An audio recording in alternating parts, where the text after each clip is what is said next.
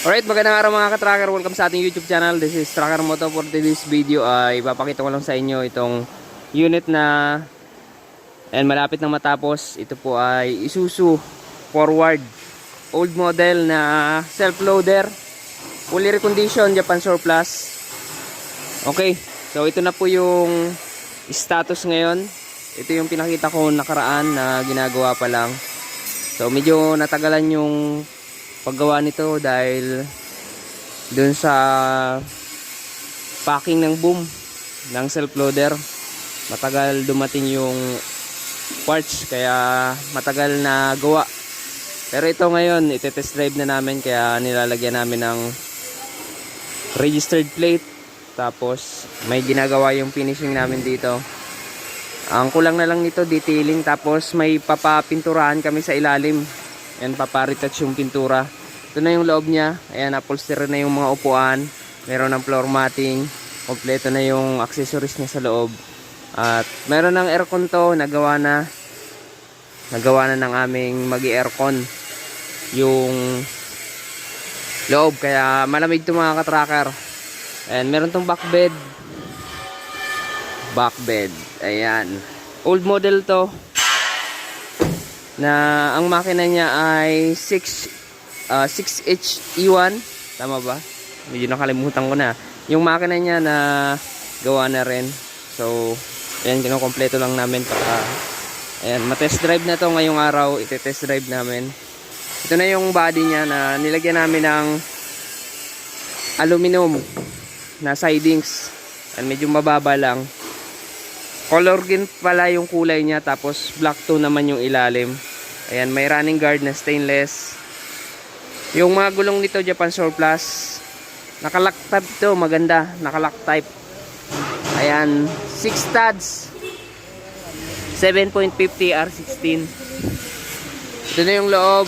Ayan, yung winch natin, meron. Ito yung rampahan na purong bakal. Ayan, di ba? So ayan, natuwid na yung mga bako-bako dito na bakal.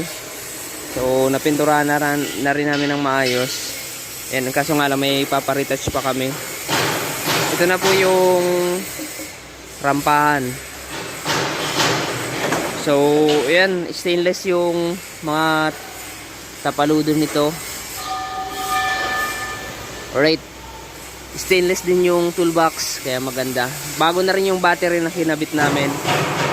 And para handa na itong unit na to. So shoutout nga pala kay Sir JR Sason. So i-deliver na po namin itong unit. Medyo natagalan lang po, pasensya na po sa hindi inaasahan. Nagkaroon ng delay yung ating unit. Alright, so marami kaming ite-test drive ngayong araw. Ite-test drive din to Isuzu Elf. So ayan mga ka-tracker, in-update ko lang para makita ni Sir yung unit niya, kung ano na yung status. Okay, so bago na rin yung mga wiper blades nito. Pinalitan rin namin ng mga bagong side mirror kasi basag yung mga bracket niya. Bago na po yan. So paka-test drive nito, i-check namin uli para makita namin kung may problema. Ayan, ayusin ulit kung karoon ng problema, kung may makita yung magte-test drive namin.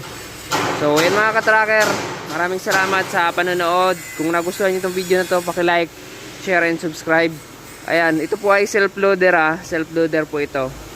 So yung likod niya bumababa. Meron siyang hydraulic boom. Okay, so yan lamang. Maraming salamat. Tracker Moto. Certified car tracker. Subscribe.